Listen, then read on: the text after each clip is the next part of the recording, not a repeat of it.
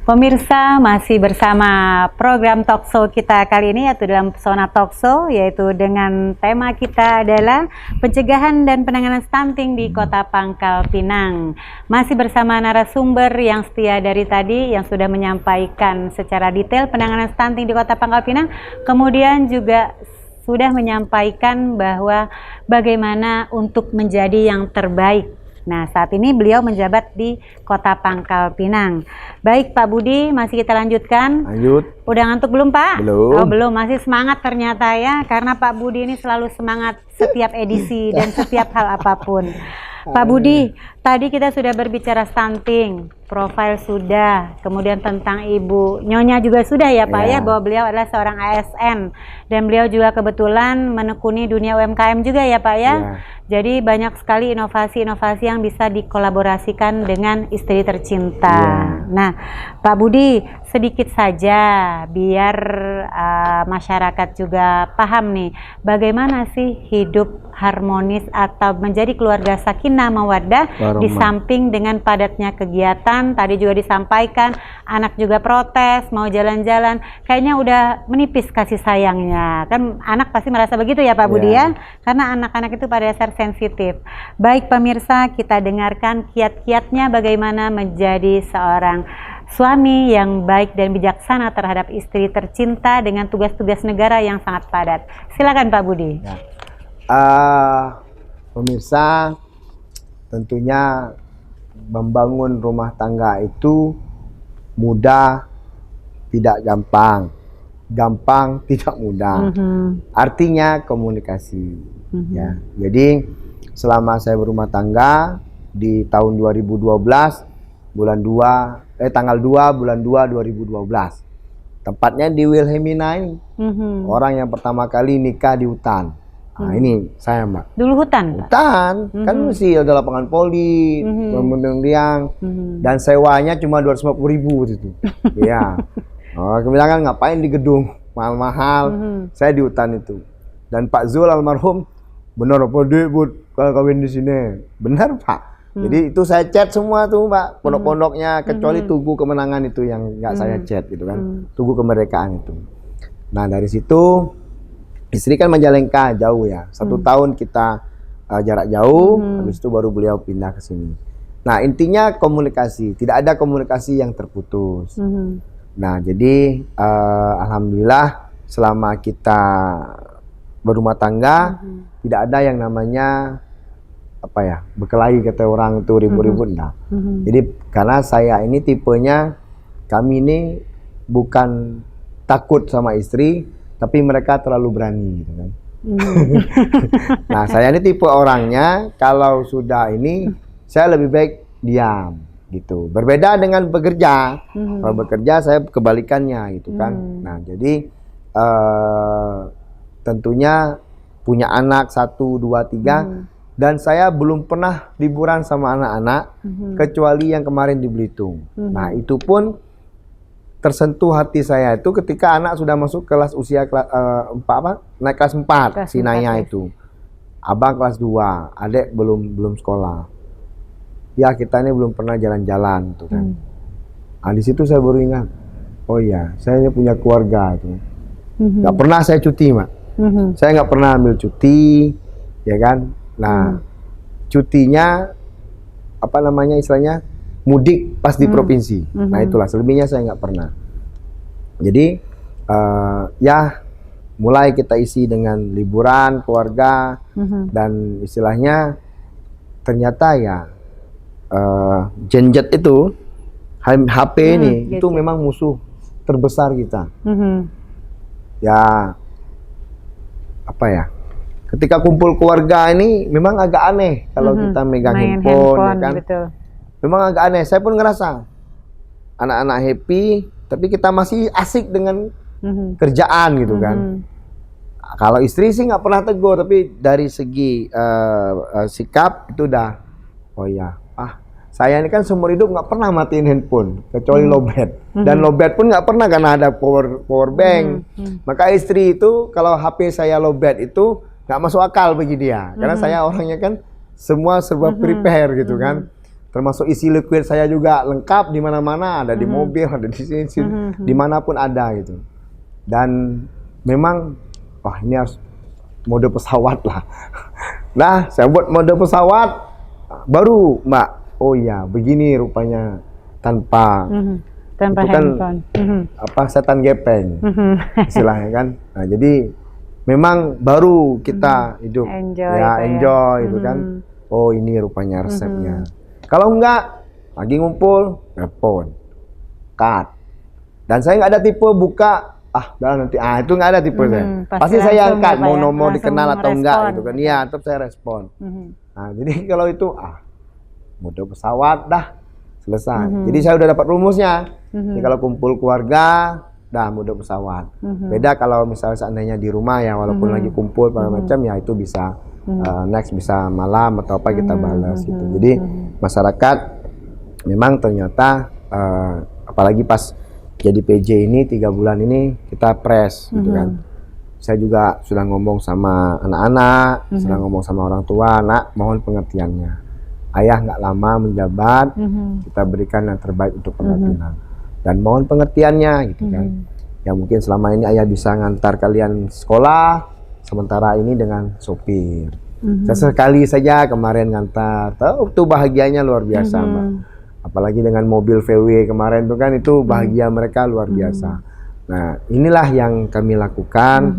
Intinya masyarakat Pangkal Pinang yang sudah berkeluarga, jaga keutuhan keluarga, istilahnya saling percaya. Terus saya cuma minta dengan lingkungan sekitar kita harus jaga. Banyak yang saya temuin, Pak ini. Ya kenapa kadang-kadang rezeki kita agak seret ya istilahnya. Ya karena sama tetangga kita nggak akur, sama ini kita nggak akur. Nah ini yang ego kadang-kadang para tetangga ini senang gitu. Nah yang berkelahi atau apa cerudian gitu kan. Orang beli sofa baru mulai bertanya duit dari mana apa macam.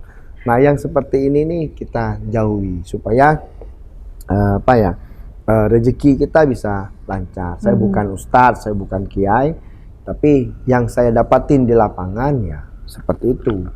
Dia rumah bagus, kerjaan ada, tapi nggak maksimal masuk rezekinya. Nah, kadang-kadang kan kita ke sebelah, bapak dari situ, yang ngomong apa? Padahal kita kan kayak ngapa-ngapa. Nah, sensi seperti itu kan. Jadi ini kayak nggak akur nih kayaknya.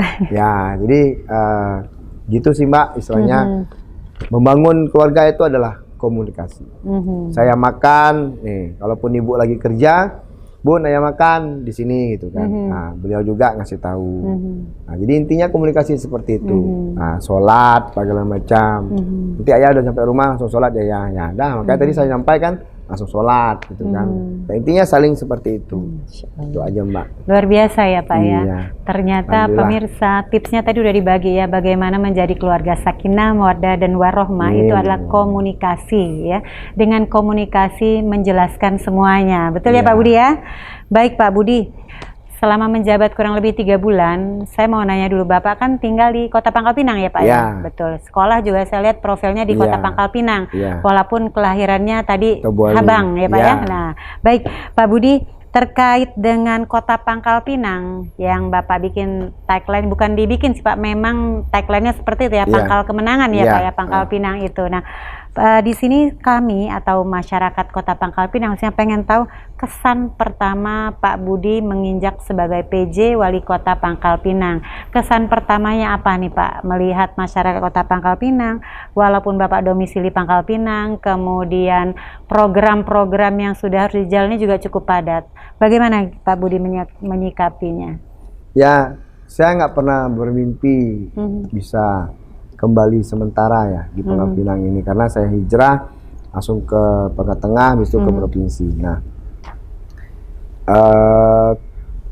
di bulan November dulu 2023 itu memang nama saya ada diajukan menjadi PJ Bupati Wali Kota di Pangkal Pinang. Nah, habis itu diajukan oleh Gubernur Pak Suganda pada waktu itu. Yang dilantik adalah Bu Luse pada waktu itu. Nah, Desember nama saya diajukan lagi oleh DPRD Kabupaten Belitung untuk sebagai penjabat bupati. Nah, habis itu Pak Yuspian yang dilantik di Bupati Belitung. Udah selesai, saya tetap kerja, ya kan? Yang kayak gitu kan bonus. Dan saya pada prinsipnya tidak mau urus. Nah, saya jabatan itu nggak bisa kita kejar. Dia akan datang dengan sendirinya. Nah, bulan Mei tersebarlah yang kopelan saya di Bupati Bangka, ya kan, menggantikan Pak Haris pada waktu itu. Jadi banyak yang bertanya apakah itu benar atau enggak, macam kan. Ya, dan itu benar. Gitu. Dan SK-nya ada, tapi kan belum dilantik pada waktu itu. Nah, jadi 2 bulan saya megang SK itu, belum dilantik oleh Pak Saf karena masih banyak kerjaan beliau. Saya tetap menunggu gitu kan. Nah, tahu-taunya di tanggal 31 Juli jam 5 pagi Pak Kurniawan telepon. Ternyata SK saya berubah ke Pangkal Pinang. Dan ini suatu apa ya, istilahnya nggak bagi saya ini kuasa Allah lah, nggak masuk di nggak akal pikiran terpikirkan saya. ya Pak ya bahwa kok bisa berubah gitu kan sebagai PJ wali kota. Padahal kan istilahnya sudah ada, ini yang kata orang tangan yang maha kuasa. Dan ya saya masuk lagi ke Pangkal Pinang ini, memang ada rasa saya ketemu lagi sama teman-teman. Mungkin Allah memberikan kemudahan bagi saya, sudah kenal orang-orang di sini. Kalau di Bangka kan mungkin baru ya, Pak. Saya cuma kenal lagi, saya cuma kenal Kades gitu kan. Nah, tapi kalau di sini alhamdulillah ya ketemu lagi lah sama kawan-kawan yang terdahulu dan sudah saling kenal macam-macam, sehingga akselerasi menjalankan tugas itu agak diperlancar gitu ya, kan. lancar. Nah, jadi ya syukurnya teman-teman yang di sini ya selamat datang kembali ya, yang kawan-kawan ngabis beras sama-sama istilahnya. Ya ada nostalgia lah bagi saya, karena saya PIM 3-nya di sini sama teman-teman PIM 3 di sini waktu itu kan. Jadi saya angkatannya angkatan rombongan Pak Juhai, Pak Sarial. Jadi memang satu kelas kami dulu PIM 3-nya. Pak Udin gitu kan. Jadi ya ada rasa senang gitu kan, saya kembali lagi ke sini. Nah, tentunya saya mohon dukungan saja, doa. Ya, 3 bulan ini alhamdulillah lumayan lah kerjaan kita ya, dari segi pantauan kita medsos. Ya tentunya ini kan kita tidak bisa sendiri, tetap oleh gabung dengan kawan-kawan swasta, masyarakat, seperti itu Mbak. Baik Pak Budi, alhamdulillah saya khususnya sebagai host hari ini sangat luar biasa mendengar ya Pak ya, profilnya, kemudian prestasinya luar biasa, kemudian memang sebelumnya sudah pernah menjadi lurah di Kota Pangkal Pinang, bertemu teman-teman lama Pak Budi ya. Baik Pak Budi, kembali ke stunting. Nah, stunting ini memang penanganan yang sangat serius ya Pak ya, karena banyak sekali masyarakat di Indonesia ini masih kekurangan gizi atau gizi buruk Pak Budi. Nah, ini kan butuh program-program khusus, kemudian inovasi, kemudian kolaborasi.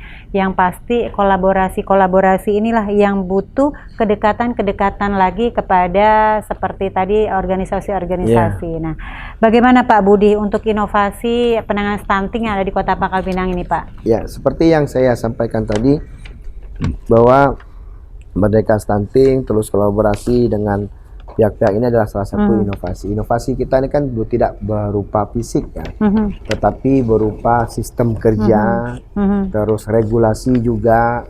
Nah, oleh karena itu ya setiap dalam bekerja, inovasi, ide, gagasan itu sangat diperlukan oleh pimpinan, oleh pimpinan kepada bawahan begitu. Jadi termasuk juga amanat saya tadi apel juga, kita jangan hanya berpikir menunggu perintah, tetapi bagaimana cara kita mendapatkan suatu ide diberikan kepada pimpinan. Nah, salah satunya ya jangan selalu berpikir APBD. Kan saya bilang tadi besok kita ada program hoki gitu kan, non APBD, kerjasama dengan pihak-pihak swasta. Nah, ini yang saya butuhkan, istilahnya pemikiran-pemikiran kawan-kawan ASN. Nah, seperti itu, ide-ide yang cemerlang. Kita sebetulnya stoplah jadi penjilat ataupun jadi cari muka. Udah nggak zaman lagi itu. Tapi bagaimana cara kita cari muka dengan ide dan gagasan, supaya pimpinan itu mudah ingat, ya kan? Ya saya salah satu mungkin bisa dicek lah sama Pak Rusli Idan, Pak Effendi, lurah saya dulu, terus Pak Sopian, camat, ya selama Pak Bani gitu kan. Jadi ada nggak yang tidak pernah diberikan Budi itu ide gagasan gitu. Nah, saya pada prinsipnya kan mereka yang penting mengakui dan terus menjalankan. Saya juga seperti itu. Memang kata orang ada yang pemimpin yang tidak suka lihat anak buahnya pintar. Tapi bagi saya, karena saya nggak nemu itu, nggak ada. Karena saya nggak nemuin itu gitu. Yang bos-bos saya itu istilahnya senang gitu kan. Dan bahkan ada yang membawa depan Pak Sarom tuh, Pak ini ide Budi gitu. Dia mengakui gitu kan. Nah, kami sebagai bawahan pun tugas kami adalah jaga pemimpin, jaga pimpinan. Pimpinan lindungi kami selaku bawahan. Udah itu aja kelopnya. Jadi istilahnya sudahlah, berhentilah. Saya juga salah satu orang yang ringem kalau jadi pejabat tuh diikut-ikut terus. Arti kan pejabat tuh tidak digawi. Mentil terus kemana-mana. Kalau nyada gawi kan nyada ngikut, nyada ngemuntut, ya kan? Nah, karena saya juga tipenya seperti itu. Jadi kalau nengok orang, tapi bagi saya kan lagi-lagi yang menilai adalah pejabatnya. Jadi seperti apa, bawahan seperti apa gitu kan. Jadi ayo kita tetap jaga inovasi, karena ide, gagasan, inovasi, ya terakhir adalah puncak prestasi. Nah, dari prestasi kita sudah berprestasi, tahu-tahu pemimpin juga belum ngangkat-ngangkat kita ke karir selanjutnya, ya artinya kita belum rezeki gitu. Nggak bisa dipaksakan. Investasi saja, apakah itu investasi dunia ataukah itu investasi akhirat. Nah, dua itu aja kunci. Jadi nggak bisa dipaksa. Ya kalau memang bukan garis dia, Mbak, kadang ketika bilang di kulang megang SK, kalau bukan rezeki dia, ya wacak. Nah, kun fayakun putar ke sini kan, supaya nyangka. Nah, seperti itulah kurang lebih. Baik, Pak Budi, tadi berbagai macam inovasi ya, mungkin salah satunya stunting perawan, kejar mentari, banyak sekali ya Pak program-programnya di Kota Pangkal Pinang. Nah Pak Budi, kebetulan kita di penghujung acara talkshow kita kali ini, mungkin bisa disampaikan ke masyarakat Kota Pangkal Pinang, pesan dan kesannya buat masyarakat Kota Pangkal Pinang. Silakan Pak Budi. Kesan saya untuk masyarakat Pangkal Pinang sampai saat hari ini, masyarakat Pangkal Pinang adalah suatu masyarakat yang istilah itu mudah diajak kompromi. Selama kita pemimpin menyampaikan komunikasi yang baik kepada masyarakat, insya Allah mereka akan ikut. Yang mungkin selama ini terdengar ABCD, ya ternyata setelah saya dalami, setelah saya turun ke lapangan, ya mereka paham. Nah artinya kita selaku pejabat ataupun selaku pemerintah kota mensosialisasikan dengan baik berkenaan dengan segala sesuatu program tentang pemerintah kota. Nah kesannya masyarakat Pangkal Pinang tetap kondusif, ya apalagi sebentar lagi kita mau pilkada, jaga kondusivitas. Berbeda itu bukan berarti bermusuh, ya kan? Berbeda itu bukan berarti bermusuh. Nah, bagaimana ya dengan perbedaan kita itu silaturahmi yang wajib kita jaga, temenan yang wajib kita jaga, temenan yang wajib kita, persaudaraan yang wajib kita junjung tinggi. Nah, pesannya ya, istilahnya masyarakat Pangkal Pinang ya, saya berharap setelah habis masa jabatan kami, tolong jaga ini. Walaupun kita singkat ya, tapi apa yang sudah kita perbuat tolong dijaga. Jaga, rawat, pelihara, lanjutkan gitu kan. Jadi jangan sampai yang sudah kita lakukan kurang lebih 5 bulan ini ya menjadi hal yang sia-sia. Sia-sia dalam arti kata ya cuma dapat sedikit gitu kan, hanya saat itu saja. Nah, tapi saya yakin kalau memang masyarakat kompak bisa memelihara ini, ya saya pun meninggalkan Pangkal Pinang ini dalam keadaan yang ya istilahnya bahagia lah ya, bahagia, bisa membuat masyarakat senang gitu. Karena pesan makku, bahagiakan orang itu belum tentu diterima dengan baik. Nah, tapi kalau dia sudah tersenyum, dia sudah tertawa, berarti itu yang terbaik bagi mereka. Nah, makanya bagaimanapun satu hari itu saya harus bisa membuat orang tertawa dan tersenyum. Jadi itulah perbuatan baik kita. Salah satu yang kecil gitu kan. Karena perbuatan baik ini hanya Allah yang suka. Itu Mbak pesan saya.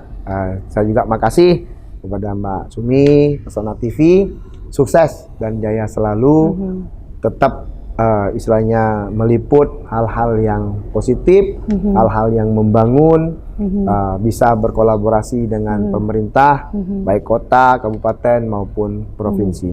Intinya sebanyak apapun stasiun ataupun media, selama kita konsisten membangun jaringan, ya kan, membangun kolaborasi, ya yakin dan percayalah bahwa publikasi ataupun komunikasi informasi itu akan tetap terjaga secara kualitasnya. Baik. Luar biasa Pak Budi ya, penyampaian kesan dan pesannya sangat panjang sekali ya pemirsa. Tolong diingat dan dicatat ya Pak Budi ya. Baik, tadi saya menangkap yaitu dari kesannya yang luar biasa. Masyarakat Pangkal Pinang ini sebenarnya jika disosialisasikan dengan baik, maka akan diterima dengan baik pula ya Pak Budi ya. Intinya komunikasi. Baik, pemirsa, demikian kita acara program Talkshow hari ini. Tadi kita catat dan kita tulis dan kita ingat pemirsa bahwa tagline-nya adalah Pangkal Pinang Sehat, Pangkal Pinang Cerdas, yang diprakarsai oleh Bapak Budi Utama selaku PJ Wali Kota Pangkal Pinang saat ini. Baik pemirsa, demikian tadi acara kita. Saya Sumiati mohon undur diri. Akhir kata saya ucapkan wabillahi taufik wal hidayah. Wassalamualaikum warahmatullahi wabarakatuh.